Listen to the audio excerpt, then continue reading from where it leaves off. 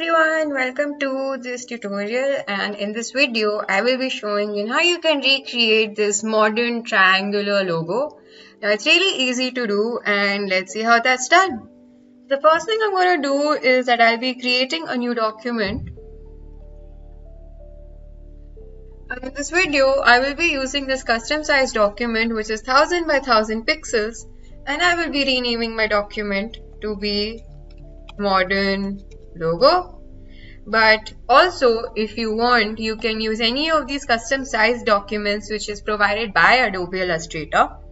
You can use any of these, or just in case if you want to use the same document size that I am using, just type in 1000 by 1000 in the width and the height options right here and change the dimensions to pixels. Okay. So the first thing I'm going to do is that I'll be creating one small horizontal line over here. But before that, I would like to make sure that my Smart Guides options has been activated. So in order to do that, we'll be going to this view panels right here and making sure that the Smart Guides has been switched on. Then I'll be going to the line tool right here. Okay. I'll make sure that there is no fill and I just require the stroke, and over here in the center I'll click on shift and just drag my mouse down to make one small horizontal line like that. So once that's done, I'll be going over here to this polygon tool, this drop down box in the rectangle tool right here. Choose this polygon tool. I'll click on my document and I'll be making slight changes. I'll make the sides to be 3, which means now it will be a triangle shape, and the radius is going to be 250 pixels. So once that's done, I'll just drag this triangle to the middle of my document like that. The reason why I've made this triangle is because this triangle will now act as a guide to help me make this shape, and similarly this horizontal line also will be working as a guide to help us make this logo. Okay, so what I'm going to do is, just for now, I'll select this triangle and I'll select this triangle and I'll change the stroke the stroke color as well to the color red, so that I can differentiate between these two shapes. Okay, I'll go back here to this line segment tool and again change my stroke color to be black.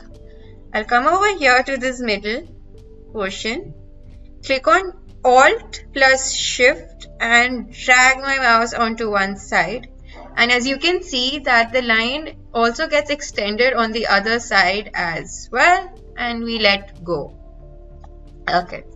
So once that's done, I'll select this line, click on Alt to make a copy, and just drag this line right to the bottom of my line like this. Okay, so I'll select this line and the bottom line. I'll go to the blend tool first, double click on this, and over here in the spacing, I'll be choosing specified steps and I'll be typing in the number 2 for the specified steps and click on OK. And as you can see, my cursor now gets changed. All I'm going to do is that I'll select the edge of the first line and the edge of the second line as well. And as you can see, 2 equal lines have been made right in the middle of these 2 lines. Okay. So I'll select these, select the lines we've just made, go to Object, and I'll go ahead and expand the lines as well, making sure that all the 3 options has been activated. There's a tick in all the 3 boxes. Click on OK. But if I select any of these individual lines, the entire lines get selected. The reason being because these lines have been grouped together and we do not want it to be grouped as of now. So I'll right click on the lines. Once it's selected, right click on this and click on ungroup. Once that's done, now I can easily choose these individual lines. I'll select the base line that we had just made, and go ahead and delete that as well. So I'll select these 3 lines, come over here to this rotate tool.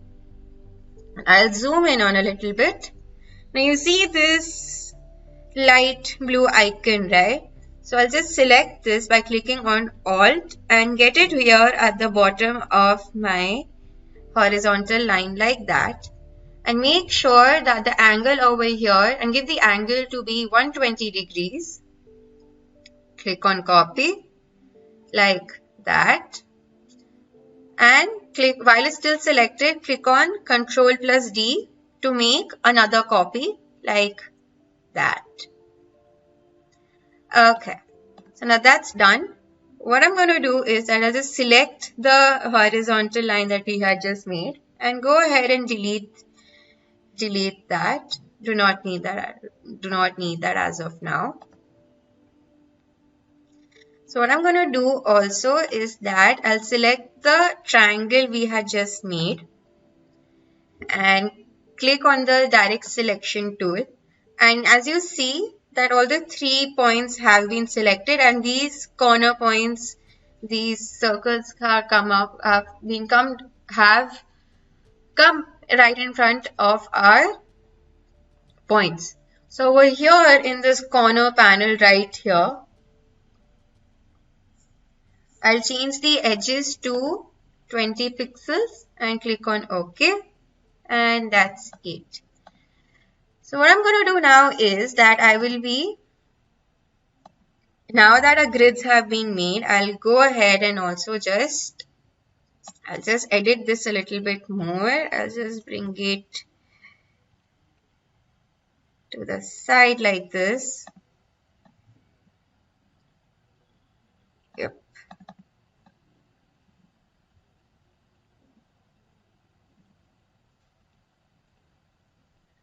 Like that. Okay. So now I'm going to do is I'll select all of them. Come over here to this shape builder tool, and this time I'll be choosing the fill to be light blue, and go ahead and also start combining the shapes together to form our shape. Right. So first is going to be these like this, and this middle one going on top like that. Similarly, I'll do it on the other sides as well.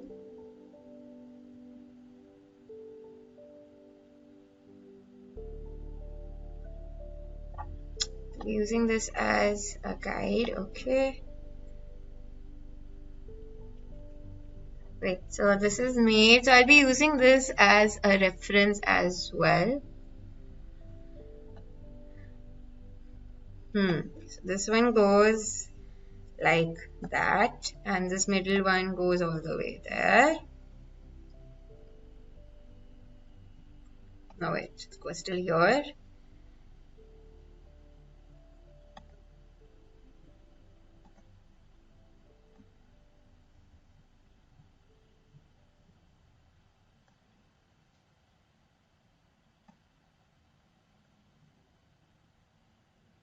Okay, so we've somewhat made the same logo, but I have made it a little differently. It's kind of like a variation of the same logo that we had just created.